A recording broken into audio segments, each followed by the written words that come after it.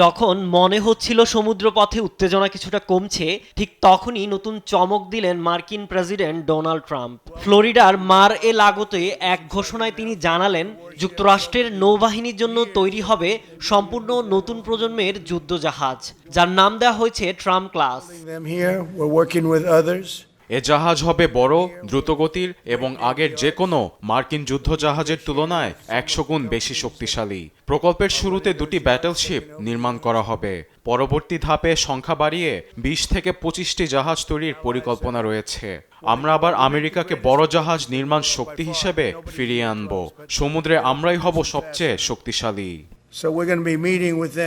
যখন Trump class USS defiant দিগন্তে দেখা যাবে, তখনই শত্রুরা বুঝে যাবে সমুদ্রে আমেরিকার জয় নিশ্চিত, বলেন দেশটির নৌবাহিনী সচিব জন ফ্যালান।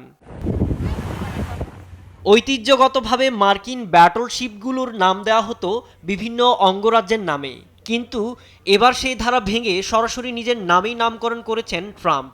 সমালোচকরা বলছেন এটি ট্রাম্পের এক ধরনের আত্মকেন্দ্রিক রাজনৈতিক প্রদর্শন, কারণ এর আগেও ট্রাম্পের প্রশাসন ইউএস ইনস্টিটিউট অব পিস ওয়াশিংটনের কেনেডি সেন্টারের নাম পরিবর্তনের উদ্যোগ নেয়, যা নিয়ে ব্যাপক বিতর্ক তৈরি হয়। ঘোষণার সময় 3টি পোস্টারে সম্ভাব্য যুদ্ধজাহাজের নকশা প্রদর্শন করা হয়। নৌবাহিনী সচিব জন ফ্যালান জানান, এ জাহাজে থাকবে হাইপারসনিক অস্ত্র, উচ্চ ক্ষমতা সম্পন্ন লেজার, ড্রোন নিয়ন্ত্রণ ব্যবস্থা এবং পারমাণবিক সক্ষম ক্রুজ মিসাইল। ইতিহাস বলছে দ্বিতীয় বিশ্বযুদ্ধের পর ব্যাটলশিপের গুরুত্ব কমে যায়, তার জায়গা নেয় বিমানবাহী রণতরী ও দূরপাল্লার ক্ষেপণাস্ত্র।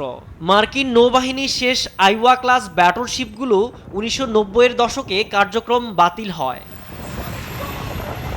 বিশেষজ্ঞদের মতে এ ঘোষণা বাস্তবায়ন হলে এটি শুধু সামরিক নয়, রাজনৈতিক ও কূটনৈতিক অঙ্গনেও বড় প্রভাব ফেলতে পারে। সাইদুজ্জামান, নিউজ ডেস্ক, দেশ টিভি।